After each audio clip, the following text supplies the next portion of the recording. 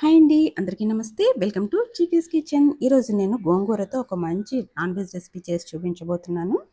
అదేంటంటే రొయ్యల గోంగూర curry. Curry చూస్తున్నారు కదా! చాలా కలర్‌ఫుల్‌గా చక్కగా ఉంది కదా! నోరూరిపోతుందా మరి? ఈ కర్రీని ఒకసారి చేసుకున్నారంటే, ఆ టేస్ట్ రుచి చూసారంటే మళ్ళీ మళ్ళీ చేసుకోవాలనిపిస్తుంది. అంత బావుంటుంది మరి. తప్పకుండా ట్రై చేయండి. మరి ఈ కర్రీలోకి కావాల్సిన ఇంగ్రీడియెంట్స్ అన్నీ ఒకసారి చూసేద్దాం. దీనికి గాను మనం ముందుగా మసాలా ముద్దను ప్రిపేర్ చేసుకుందాం. వాటికి కావాల్సిన ఇంగ్రీడియెంట్స్ ధనియాలు 2 టేబుల్ స్పూన్స్, గసగసాలు 1 టేబుల్ స్పూన్, జీలకర్ర 1 టేబుల్ స్పూన్, అనాస పువ్వు 3 రెమ్మలు ఇలా పెటల్స్‌గా ఉంటాయండి అవి.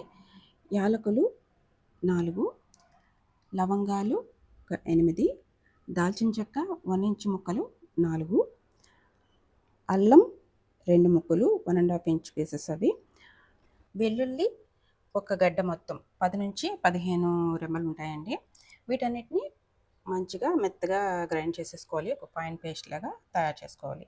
ఈ పేస్ట్‌ని మనం ఎప్పుడు కావాలంటే అప్పుడు స్టోర్ చేసుకునే విధంగా కూడా పెట్టుకోవచ్చు. కొంచెం ఎక్కువ క్వాంటిటీ చేసుకుంటే కాస్త ఉప్పు కలుపుకొని ఫ్రిడ్జ్‌లో పెట్టుకుంటే మనకి 1 వీక్ వరకు పనిచేస్తుంది.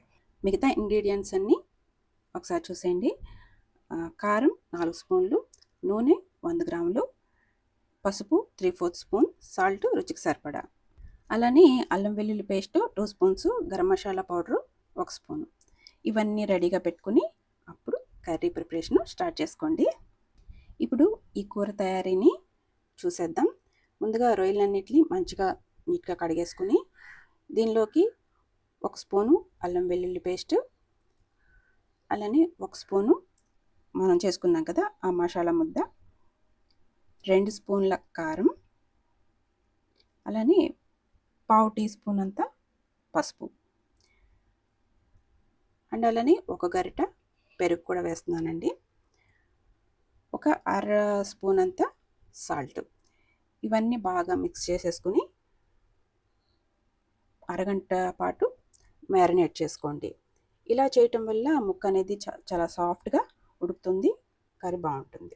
ఇప్పుడు గోంగూర తీసుకుని దాన్ని మంచిగా ఇలా వాటర్తో కడిగేసుకుని చిన్న చిన్న ముక్కలుగా కట్ చేసుకొని ఒక పావు గ్లాస్ అంత వాటర్ పోసుకొని ఉడికించుకోవాలండి. ఈ గోంగూర గురించి ఒక చిన్న అపోహ ఉంటుంది. నొప్పులు ఉన్న వాళ్ళకి నొప్పులు ఎక్కువ అవుతాయి అని సందేహం ఉంటుంది. అలాంటి వాళ్ళు మంచి గోంగూర అని ఉంటుంది, అది తీసుకోండి. నేను ఇక్కడ ఎర్ర గోంగూరను వాడాను. అదైతేనే ఈ కర్రీకి టేస్ట్ బాగుంటుందన్నమాట. ఒక కళాయిని సిద్ధం చేసుకోండి. మీరు ఏ కళాయిలో అయితే కర్రీ ప్రిపేర్ చేసుకుంటారో దాంట్లో ఆయిల్ వేసుకుని ఆ ఆయిల్ హీట్ ఎక్కిన తర్వాత ఇక్కడ ఆవాలు, జీలకర్ర, కరివేపాకు వేసి పోపు పెడుతున్నానండి. మీరు పోపు అవసరం లేదనుకున్న వాళ్ళు స్కిప్ చేసేయచ్చు. ఆవాలు ఎందుకు వేస్తున్నానంటే ఆవాలు వాతహారిణి అనమాట. మనకి రొయ్యలు వాతాన్ని చేసేటటువంటి గుణం కలిగి ఉంటాయి కాబట్టి దాన్ని బ్యాలెన్స్ చేయడం కోసం నేను ఆవాలు తాలింపుగా వేసాను అనమాట. ఈ తాలింపు వేగిపోయిన తర్వాత పచ్చిమిర్చి యాడ్ చేసేసుకోండి. తర్వాత ఆనియన్, ఇవన్నీ కూడా మంచిగా కుక్ అయిపోవాలి. ఆనియన్ అనేది సాఫ్ట్గా కుక్ అవ్వాలి. అందుకోసం కొంచెం సాల్ట్, పసుపు యాడ్ చేసుకొని మూత పెట్టుకుని వేయించుకోండి. అలా అయితే తొందరగా మగ్గిపోతుంది ఆనియన్ అనేది.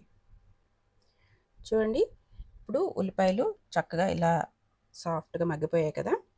ఈ స్టేజ్లో మనం 1 స్పూన్ అంతా అల్లం వెల్లుల్లి పేస్ట్, అండ్ అలానే మనం తయారు చేసి పెట్టుకున్నాం కదండి మసాలా ముద్దని, అదొక 2 స్పూన్లు వేసి మంచిగా వేయించుకోండి. ఒక 2 మినిట్స్ పాటు వేయించుకుంటే సరిపోతుంది. ఈ మసాలా ముద్ద వేగింది అని ఎలా తెలుస్తుంది అంటే మనకి మంచి అరోమా అనేది వస్తుంది. ఆ స్మెల్ చాలా మంచిగా బాగుంటుంది, ఆ ఫ్రాగ్రెన్స్. అంతవరకు ఒక 2 మినిట్స్ చాలండి. మీరు మసాలా ఘాటు ఎక్కువ తినేవాళ్ళైతే ఇంకొక స్పూను అల్లం వెల్లుల్లి పేస్ట్ కానీ మసాలా ముద్ద కానీ ఇంకొక స్పూన్ ఎక్స్ట్రాగా వేసుకోండి, సరిపోతుంది. కొత్తగా ఈ ఛానల్ చూస్తున్న వాళ్ళు ఎవరైనా సరే ఛానల్ని సబ్స్క్రైబ్ చేసుకోండి. అండ్ అలాగే వీడియో నచ్చితే ఒక లైక్ ఇవ్వడం మాత్రం మర్చిపోకండి. ఇప్పుడు మసాలా వేగిపోయిన తర్వాత ఇక్కడ 2 స్పూన్లంత కారం యాడ్ చేస్తున్నాను. మనం ముందుగా రొయ్యల్ని మ్యారినేట్ చేసినప్పుడు 2 స్పూన్ల కారం యాడ్ చేసుకున్నాం కదా! ఇక్కడ ఇంకొక 2 స్పూన్లు యాడ్ చేస్తున్నాను. మొత్తం 4 స్పూన్స్ సరిపోయింది. మీకు ఘాటు ఎక్కువ ఉండాలనుకుంటే ఇంకొక స్పూన్ వేసుకోండి, లేదంటే అవసరం లేదు. ఇప్పుడు ఇలా మ్యారినేట్ చేసి పెట్టుకున్నటువంటి ఈ రొయ్యలన్నిటిని ఈ ఆనియన్ మసాలా వేసినటువంటి ఈ గ్రేవీ మిక్స్చర్లో వేసి బాగా అంతా మిక్స్ అయ్యేలాగా కలిపేసుకోండి. మూత పెట్టుకుని ఒక 10 నిమిషాల పాటు కుక్ చేసుకోండి. ఇప్పుడు గోంగూర ఎలా ఉడికిందో చూద్దాం. చక్కగా గోంగూర ఇలా మెత్తగా ఉడికించేసుకున్న తర్వాత దీన్ని పప్పు గుత్తితో చక్కగా మెత్తగా స్మాష్ చేసుకోవాలండి. ఇప్పుడు రొయ్యలు ఉడికాయో లేదో ఒకసారి చెక్ చేసుకుందాం.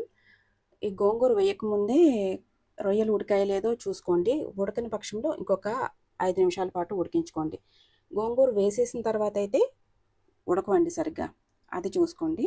ఇప్పుడు రొయ్యలు ఉడికిపోయిన తర్వాత ఈ గోంగూరని యాడ్ చేసేసుకొని ఇంకొక 10 నిమిషాల పాటు కుక్ చేసుకోండి.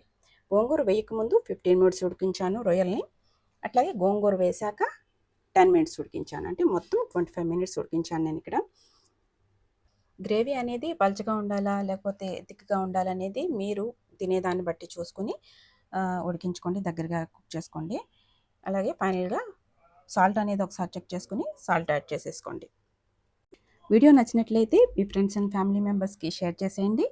అలానే సబ్స్క్రైబ్ చేసుకోవడం మాత్రం మర్చిపోకండి. లైక్ కూడా ఇచ్చేసేయండి. మరి ఇప్పుడు కర్రీ అనేది మంచిగా కుక్ అయిపోయింది.